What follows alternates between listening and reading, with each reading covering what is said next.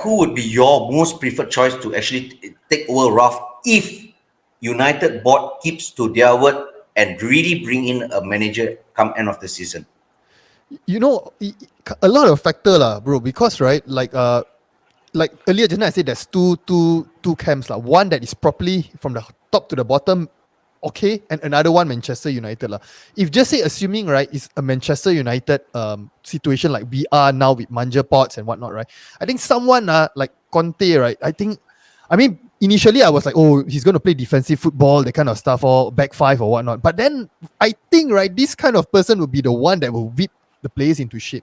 Actually, to think about it, he should have been the interim manager for me, in my humble opinion. So maybe someone along that lines. At this moment now, I don't have. I mean, because he's already taken in Spurs, right? 18 months contract and whatnot. I don't see anyone else. Maybe I don't know. I just want someone very psycho. He just coming my way or the highway. That kind of manager. Maybe a Roy Keane, but his Roy Keane is not how to say, he's already appointed for another team. I forgot what team it was lah. No, so, it's just say Roy Keane was available and he would actually really join Manchester United. Do you think he would actually make a change in Manchester United? Because it's his way or the highway, and the owners have the same philosophy. It's their way or get out of the door.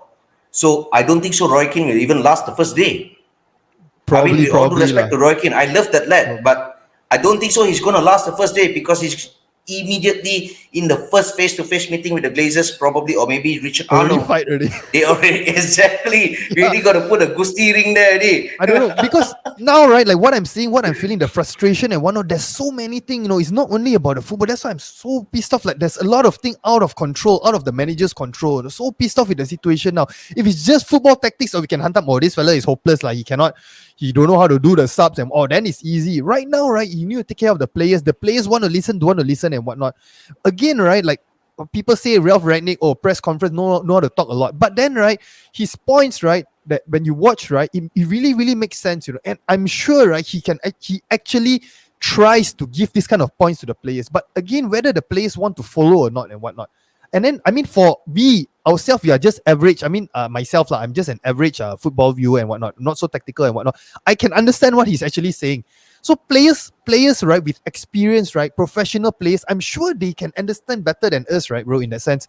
So I don't know, man. That is the thing, the situation right now, for me. No, I'm going to go back a bit to the Wenger, Jose Mourinho, and then come Ole Gunnar Solskjaer. I'm not going to talk so much about Moyes, right?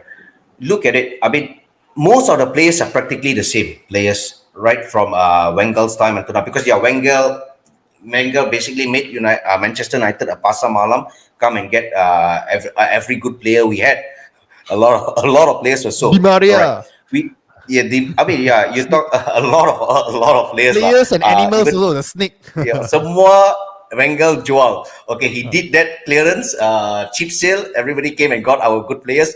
Goodbye. Okay, but my point here is basically we talk about manager for Manchester United. I mean, put the board aside. Yeah? Manager for Manchester United. We say we need somebody who is world class, who is basically firm, who is basically the man that with authority and so forth. Okay, we had that in Jose Mourinho. But what happened to Jose Mourinho at the end of the day? The same batch of players who basically probably threw Wenger under the bus, threw Jose Mourinho under the bus, and everybody was pointing at Jose Mourinho. He's the bad one, he's the evil one, he's the toxic one, and so forth. And then came Mr. Nice Guy, Ole Gunnar Solskjaer. I mean, with all due respect to God, Ole Gunnar Solskjaer, I love that lad. But basically, he's a smiley face. He's so nice that, I mean, I felt that players actually went over his head.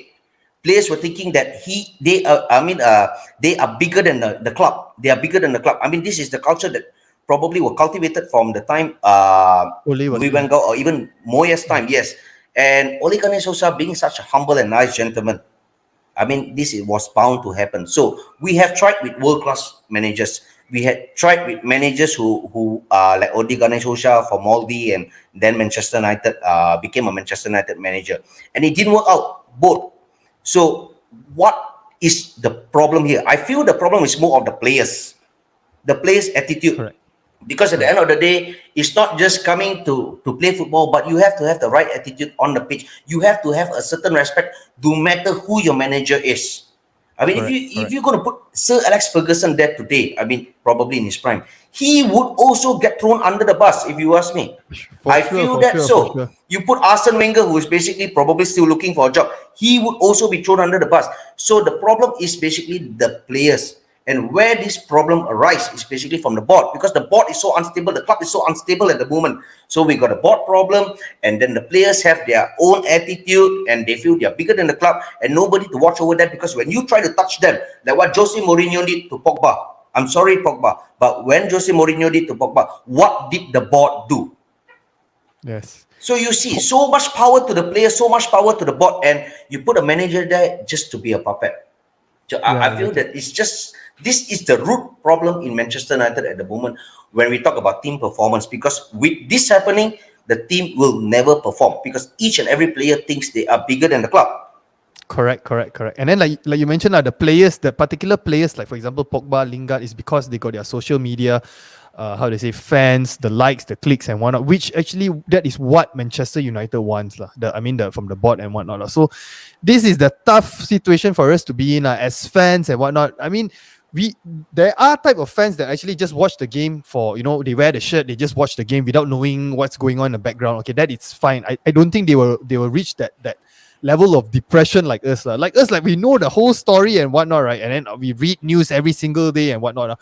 It's getting to a point whereby it's like super depressing and whatnot. So, but one thing, like at least Ralph Rangnick, we can see he's trying to move players along. The players that when he initially said that this club is a big club, players, we don't have to beg players to stay and whatnot. Need players to stay. If they want to go, let them go because we are a big club. At least in that point, right, I respect him. He's doing that. He's trying to move along, right? So, yeah.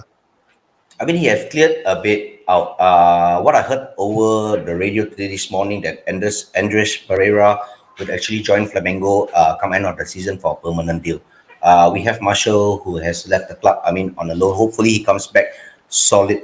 All right. But what really disappoints me is basically stopping Lingard's transfer at the end, because that is basically is showing to the players. It shows to the players once again, by doing so, you are showing to the players that basically the manager can say what he wants, what he thinks, but the final decision is made by the board. So anytime the manager can always be overridden. Yeah, so that's our situation right now. So we are just hoping for the best.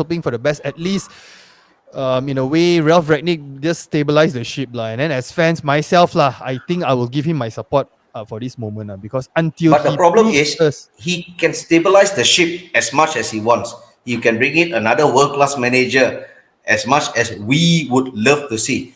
But the board, what they're doing is every time they're chuchuking the ship, chuchuking, then sing again, chuchuk again, sing again. So you can bring in 3 managers or 4 managers at one go and handle Manchester United.